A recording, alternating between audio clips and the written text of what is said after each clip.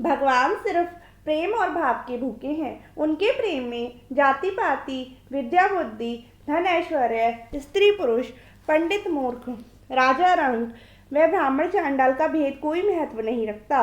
भक्त जनाभाई की भक्ति उसी का उदाहरण है जो महाराष्ट्र के प्रमुख संत श्री नामदेव जी के घर की नौकरानी थी। घर में झाड़ू करने व बर्तन कपड़े धोने जैसे काम करती। नामदेव जी के घर में होने वाले सत्संगति और भगवत चर्चा के प्रभाव से उनमें भी भगवत भक्ति उदित हो गई और वो भी भगवान विट्ठलनाथ का निरंतर स्मरण करने लगी।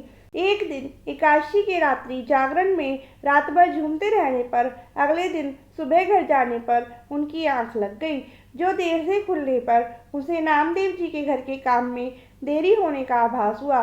जल्दी से उठकर वह काम करने के लिए उनके घर पर पहुंची और जल्दी जल्दी काम करने लगी। इसी बीच कपड़े धोने के लिए जब जनाबाई चंद्रभागा नदी किनारे पहुंची तो कोई काम याद आने पर वह कपड़े छोड़ वापस घर की तरफ दौड़ने लगी। इसी बीच एक वृद्धा ने रास्ते में उसका हाथ पकड़कर हड़बड़ी का कारण पूछा। इस पर उसने देरी होने की सारी कथा बता दी।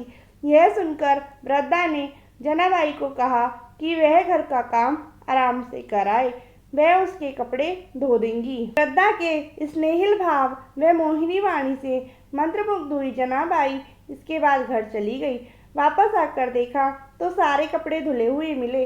इसके बाद वृद्धा जनाबाई को कपड़े संभलाकर जाने लगी। इसी बीच जनाबाई के मन में वृद्धा का परिचय जानने की जिज्ञासा हुई तो वह पूछने के लिए जैसे ही मुड़ी तो वृद्धा वहां से गायब मिली। इधर उधर ढूंढने पर भी वह नहीं मिली तो जनाबाई ने सारी कथा घर जाकर श्री नामदेव जी को बताई, जिसे सुनकर श्री नामदेव जी सब समझ गए और बोले कि जनाबाई तू धन्य है, जिसके कपड़े धोने के लिए भगवान खुद वृद्धा के रूप में आए। यह सुनते ही जनाबाई प्रेम से रोने लगी और भगवान को कष्ट देने के लिए अपने को कोसने लगी। वहाँ बैठा सारा संत समाज भी आनंद से पुलकित हो गया। कहा जाता है इसके बाद भगवान के प्रति जनाबाई का प्रेम बहुत ही बढ़ गया था। भगवान भी समय समय पर उसे दर्शन देकर कृतार्थ करने लगे। जनाबाई घर का काम करते हुए अभंग गाया करती थी, जो गाते गाते जब वह भाव विभोर होकर सुध-बुध भूल जाती तो खुद भगवान उसके बदले कभी चक्की से आटा पीसते तो कभी कपड़े धोने व झाड़ू पोछे का काम करते। एक दिन भगवान विट्ठलनाथ के गले का रत्न पदक चोरी हो गया। सबसे अधिक आने जाने के कारण मंदिर के पुजारियों को जनाबाई पर ही संदेह हुआ। जनाबाई के भगवान की सौगंध खाने पर भी लोगों को विश्वास नहीं हुआ। सूली पर चढ़ाने के लिए लोगों की भीड़ उसे चंद्रभागा नदी तट पर ले गई। जनाबाई विकल होकर विट्ठल विट्ठल पुकारने लगी।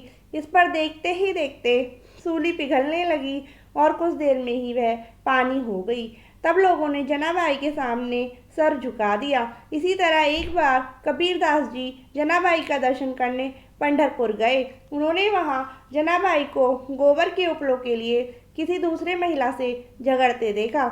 यह देख कबीरदास जी ने सोचा कि हम तो परम भक्त जनाबाई का नाम सुनकर उनका दर्शन करने आए हैं और ये गोबर से बने उपलों के लिए झगड़ रही है। उन्होंने जनाबाई से पूछा, आपको अपने उपलों की कोई पहचान है? जनाबाई ने उत्तर दिया, हाँ, जिन उपलों से विट्ठल विट्ठल की ध्वनि निकलती हो वे हमारे हैं। कहते हैं जब कबीरदास जी ने उन उपलों को अपने कान के पास ले जाकर देखा तो उन्हें विट्ठल विट्ठल की ध्वनि सुनाई दी, जिसे सुन वह भी जनाबाई के भक्ति के प्रेमी हो गए। संवत 1407 में जब नामदेव जी ने समाधि ली, उसी दिन कीर्तन करती हुई जनाबाई भी विट्ठल भगवान में विलीन हो गईं।